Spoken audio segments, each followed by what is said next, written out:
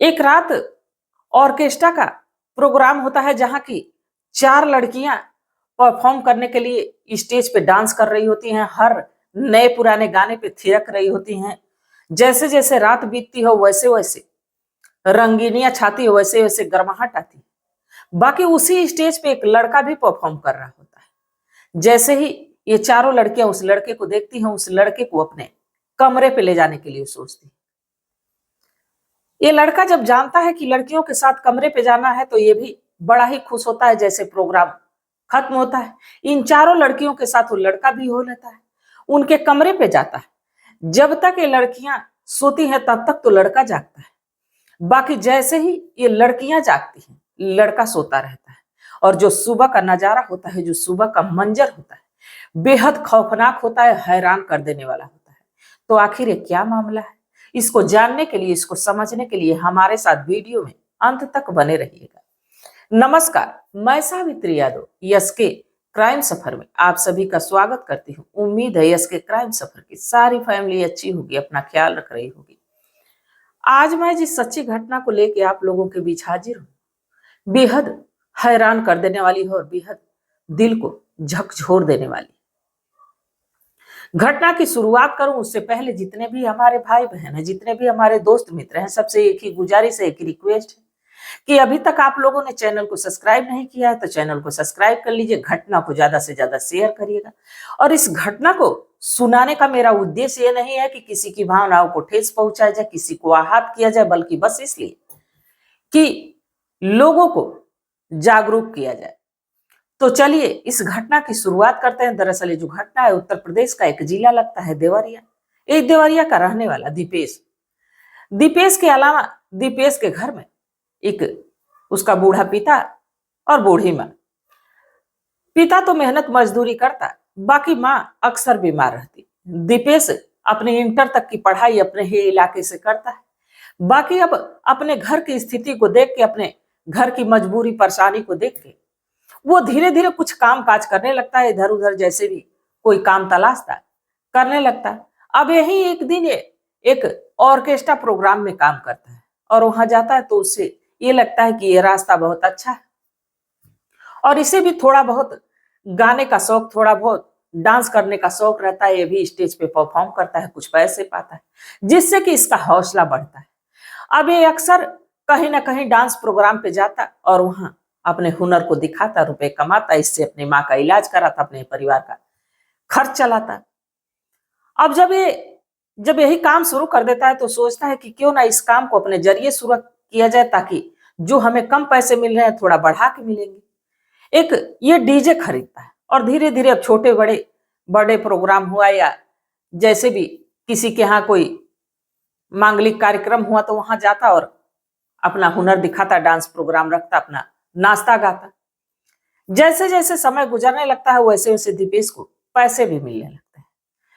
अब जब पैसे मिलने लगते हैं तो अपने आप इसके परिवार की सारी समस्याएं भी दूर होने लगती हैं, समय गुजरते रहता है।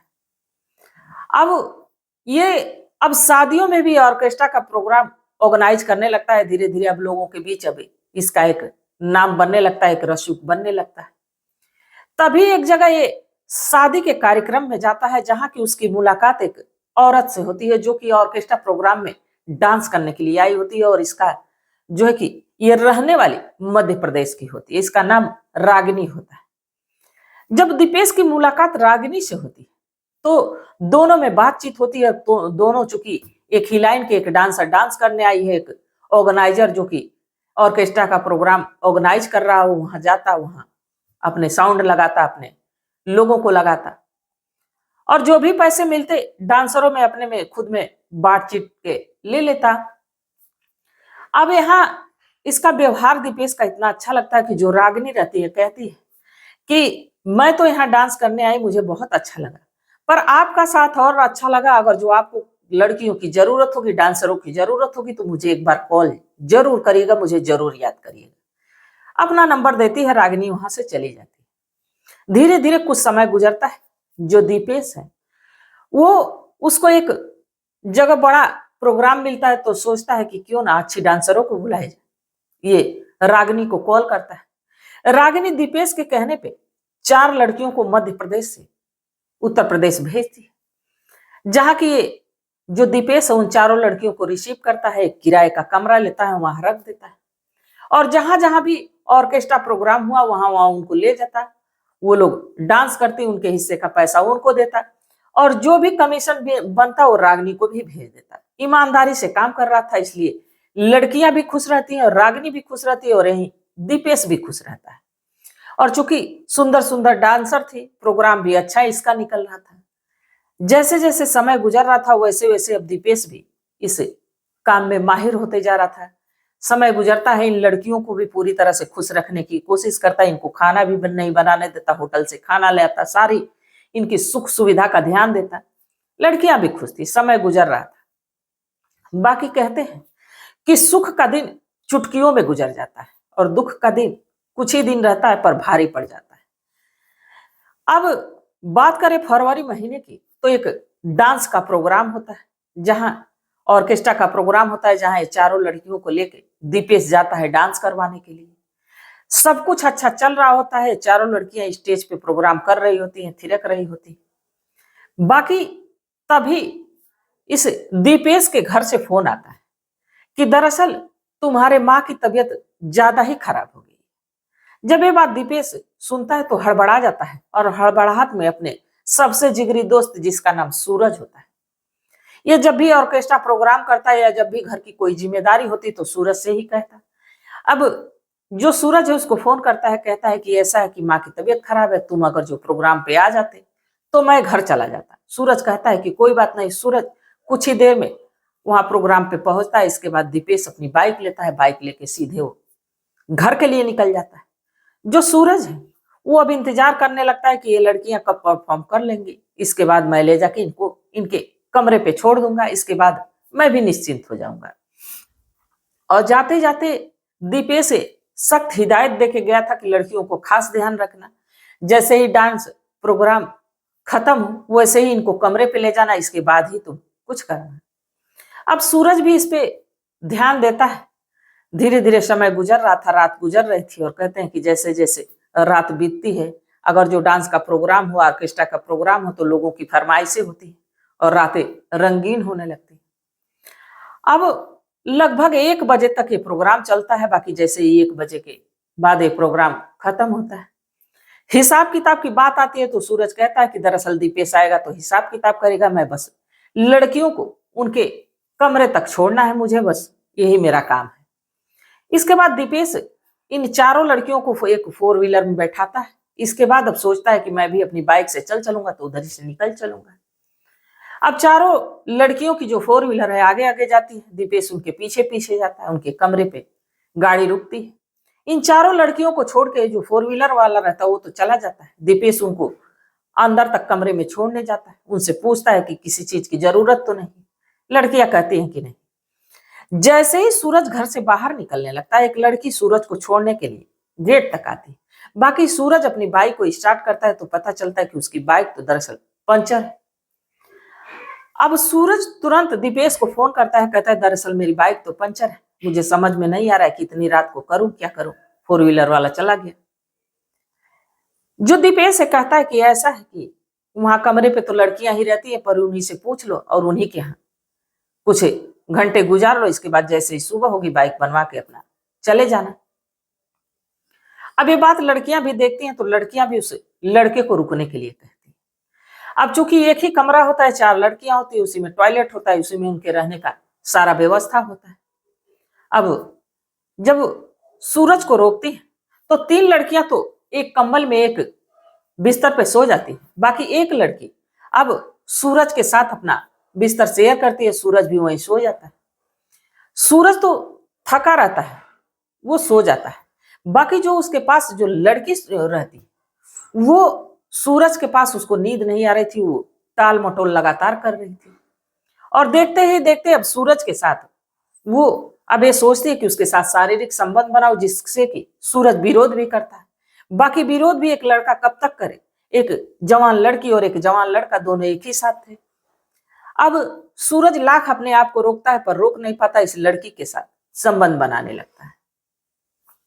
जैसे ही ये दोनों संबंध बना ही रहे होते हैं, तब तक एक दूसरी लड़की की नींद खुल जाती है और जब इस नजारे को देखती है तो वो भी आके यहीं पे इन लोगों के साथ ज्वाइन हो जाती है और वो भी अब यही चाहती है कि मुझे भी संतुष्ट करो। अब वो दूसरी लड़की भी इस सूरज के साथ शारीरिक संबंध बनाती है, तब तक तीसरी भी जाग जाती है।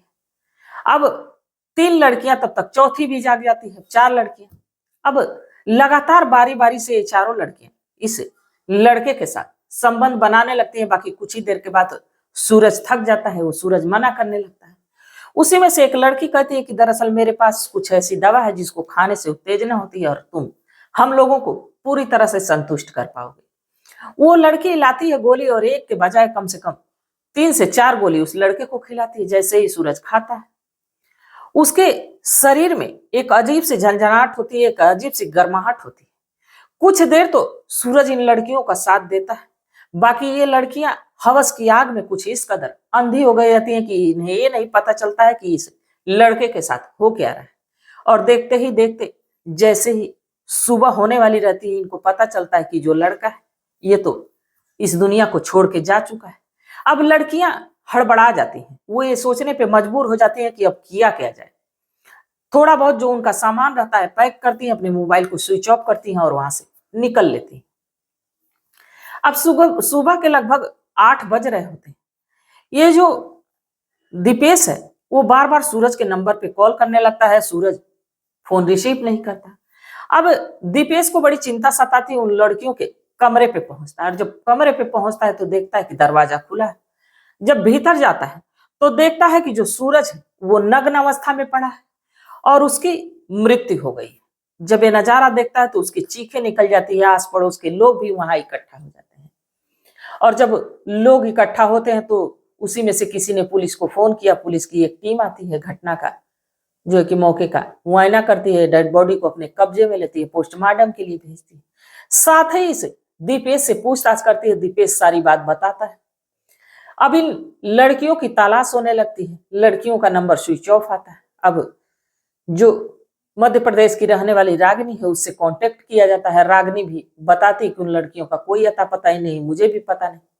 अब लगभग 1 हफ्ते का समय गुजरता है, एक नंबर ऑन होता है, इन लड़कियों को ट्रेस किया जाता है, इन चारों को पकड़ा जाता है। और जब पकड़ा जाता है तो इन्होंने अपने गुनाह को तो कबूल किया, बाकी इन्हें इस बात का पछतावा था कि वो ना जानकारी में दवा की लग रहा है कि वो ओवरडोज की वजह से उस लड़के की मौत हो गई। 3 से 4 गोली उसको खिलाई थी।